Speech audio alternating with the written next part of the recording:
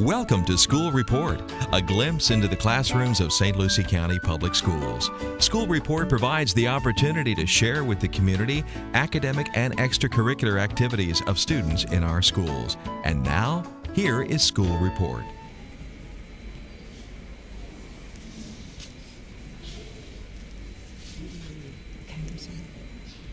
Good morning, Hammock family.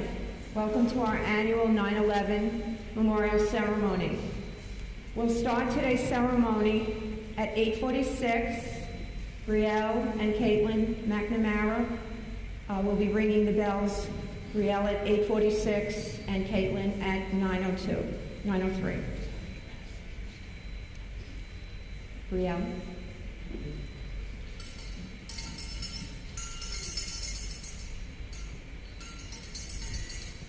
You can keep ringing it. And now we'll have a minute of silence.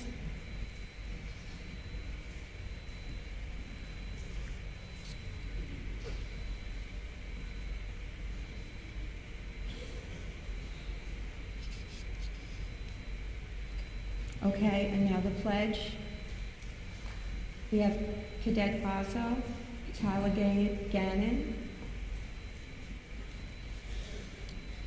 Kate Dupre, and Brody Burkett.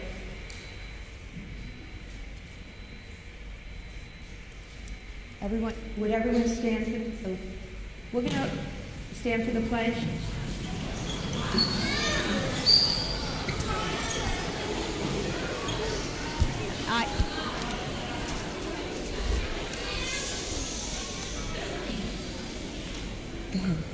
I pledge.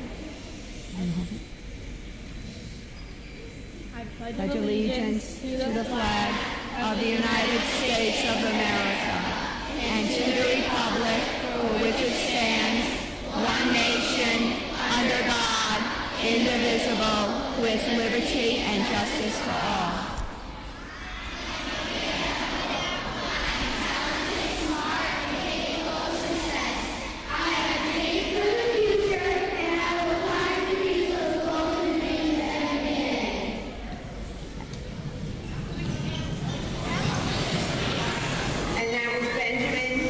And Rosalie Hutchinson.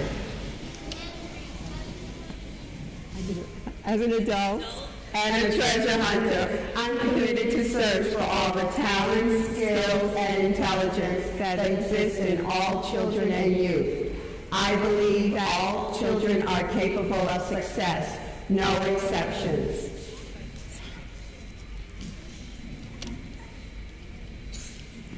We're going to sing the Star Spangled Banner, but I think for purposes of the crowd, it'll be okay for you to stay seated and just chime in with the leaders at the front of the room.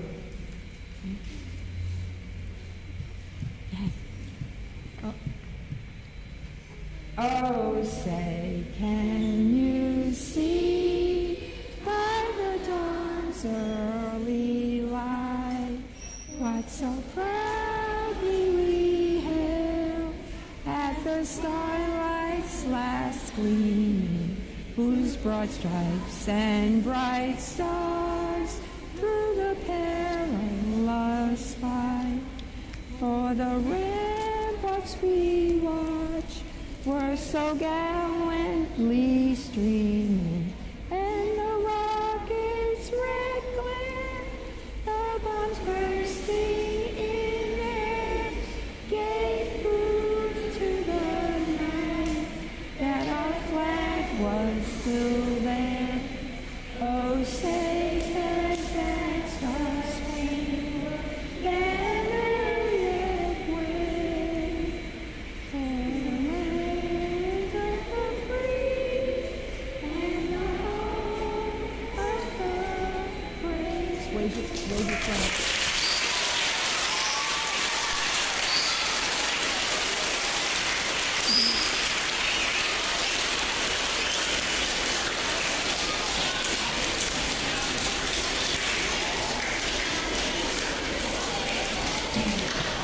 Thank you.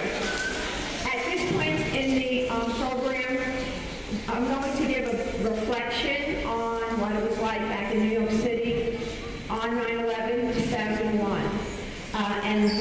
I'll give the reflection up until just before 9:03, when we will ring the second bell, which is when the second plane went into the World Trade Towers. On a clear and sunny late summer day in September 2001, Al-Qaeda terrorists aboard 3 hijacked passenger planes carried out a coordinated suicide attack against the World Trade Center in New York City, the Pentagon in Washington, D.C., killing everyone on board, and nearly 3,000 people on the ground. A 4th plane crashed into a Pennsylvania field, killing all on board after the passengers and the crew attempted to get control of the plane from the hijackers. The following is the chronology of how the events of 9/11 unfolded on September 11th, 2001. At 7:59 a.m., American Airlines Flight 11 takes off from Boston Logan International Airport on its way to Los Angeles, California. 16 minutes later, United Airlines Flight 175 also takes off from Boston, also on its way to Los Angeles, California.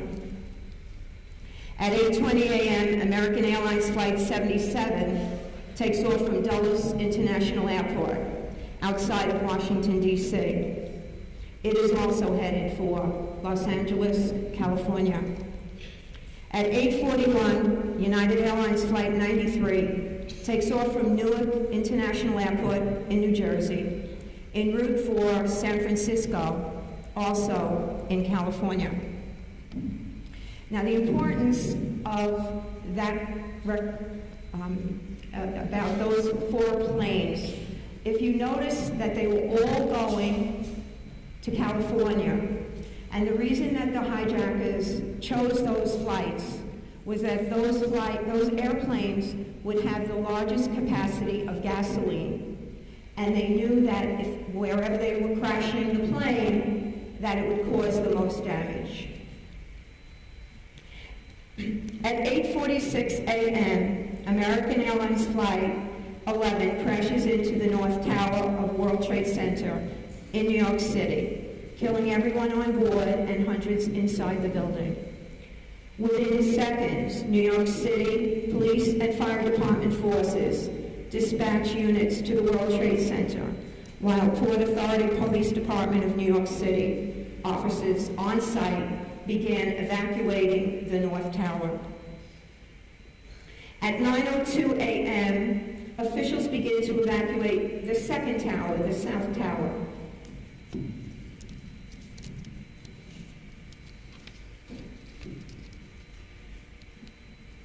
But unfortunately, 1 minute later at 9:03, the hijackers crashed United Airlines Flight 175 into the South Tower, killing everyone on board and hundreds of people inside the building. At 9:37 a.m., hijackers aboard Flight 77 crashed into the Pentagon in Washington, D.C., killing everyone on board and 125 military and civilian personnel inside the building. The importance of that event is that the Pentagon is what we would call the brains of our defense system, where all of the armed forces, majors and generals, and Army, Navy, Marine, all personnel. That's the brains where they make all the decisions about how we're going to protect our country. And that's why the hijackers selected that particular site. At 9:59, the South Tower of World Trade collapses. 10:07 a.m., passengers on the last hijacked plane learn about attacks in New York and Washington via their cell phones. They decide to an attempt to retake their plane. In response, the hijackers deliberately crashed their plane into a field near Shanksville, Pennsylvania, killing all passengers and crew members, but there were no civilian injuries on the ground. At 10:28 a.m., the World Trade Center North Tower collapsed.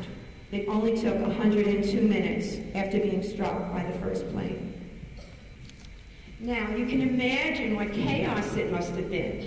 Buildings falling down in an area that many people went to work. And I'm going to tell you a couple of stories. Whenever we make this presentation, I want you to think about bullying. The purpose of the hijackers, they did not like America. They didn't like that we as the people of America have so many freedoms and that we're so proud of ourselves. And the hijackers and all of the people that they worked with wanted to undo that. Just like bullies, they're trying to change you to be something that they want you to be. So I like to equate the attacks on 9/11 to bullying. New York City's in the area of the Trade Center had to walk their children from their schools to a safer spot up in New York City. Now, New York City is an island of one of 5 boroughs of New York City.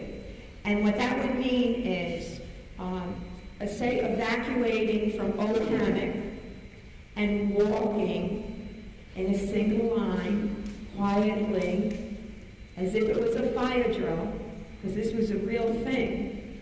And they say if we had to walk down Port St. Lucie Boulevard, US 1, and we had to walk all the way to the mall, the Treasure Coast Mall. That's how far these children had to walk with their teachers.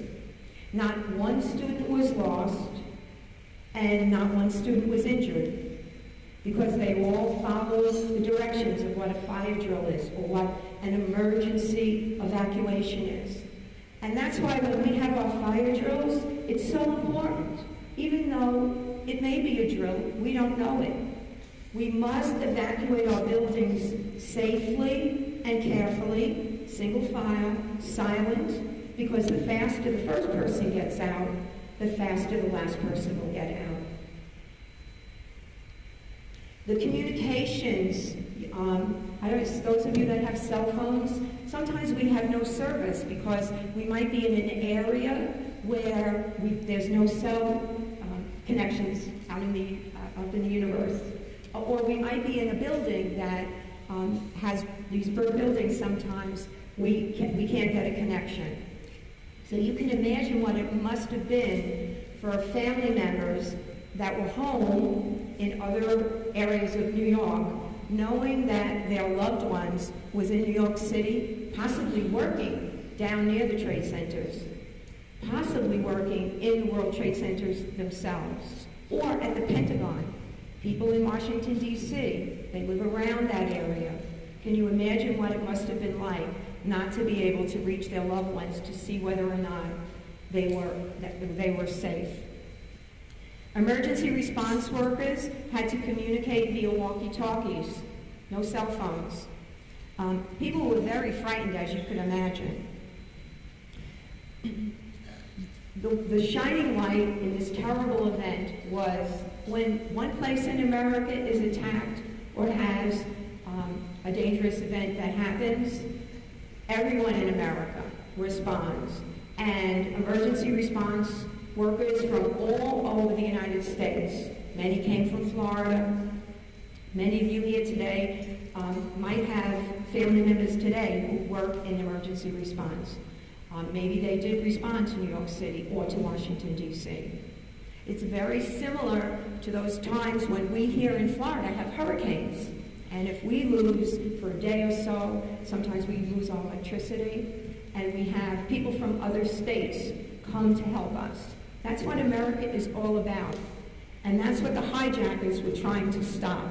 They didn't like that we all cared for each other. We can have our differences, but we always try to treat people the way that we want to be treated. Each year after 9/11, the bell ceremony that we're having today was something that was done in the New York City schools. And when I was a teacher in New York City, that's where I first I first experienced it. And when I came down to Old Hammock in 2008, we began the bell ceremony down here. Another special piece of information, some of you, when you're studying history in the upper grades, the terrorists selected the date 9/11 because 9/11 is 911, which is our emergency response. If you need help, you call 911. They decided that they were going to pick that date so that they could prove that our emergency response was not going to be able to handle it, but America proved them wrong. Okay, we are now approaching 9:02, and we're going to have the second bell ringing by Caitlin McNamara.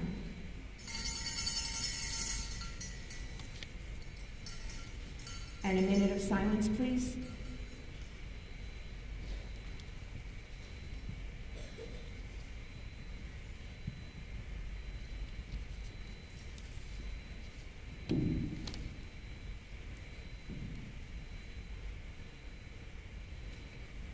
Okay, so we're coming to the end of this ceremony, and we're going to do two things.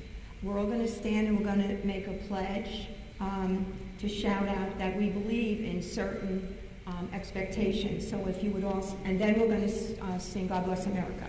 So if you would please all stand.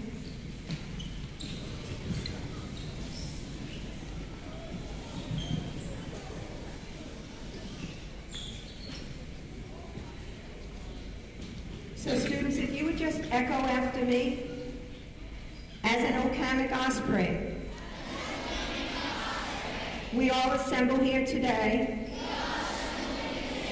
to shout out that we believe in being positive, which means we will not speak negative about another person. If we don't have something to say, something nice to say about someone, then we will not say anything. We will not tolerate bullying in our school.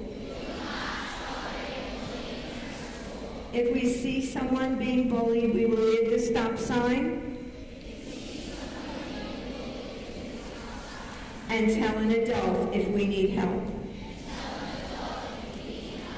Shout out, we believe in being responsible, which means that we are accountable for being good citizens, being kind to our friends and family, just doing the right thing. Shout out, we believe in being safe. We will always help someone if they look like they are in trouble.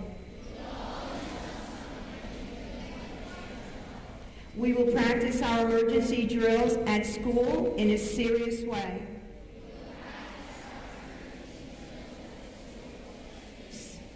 So that we will all be safe in case of an emergency. Shout out, we believe in being respectful, which means that we will treat other people the way we want to be treated, even if they have different color skin, different religion, or different ideas. Thank you, Ospreys. Now we're going to sing God Bless America. 2, 3. God bless America, land that I love. Stand beside her and guide her through the night with the light from above. From the mountains to the prairies to the oceans white with foam. God bless America. my home, sweet home. God bless America, my home, sweet home. Thank you, Ospreys, and that's the end of our 2016 memorial ceremony.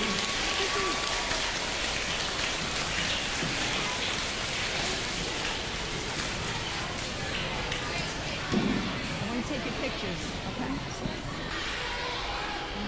Wait, stay there. I have to do a picture. Go ahead, stay there. Ready?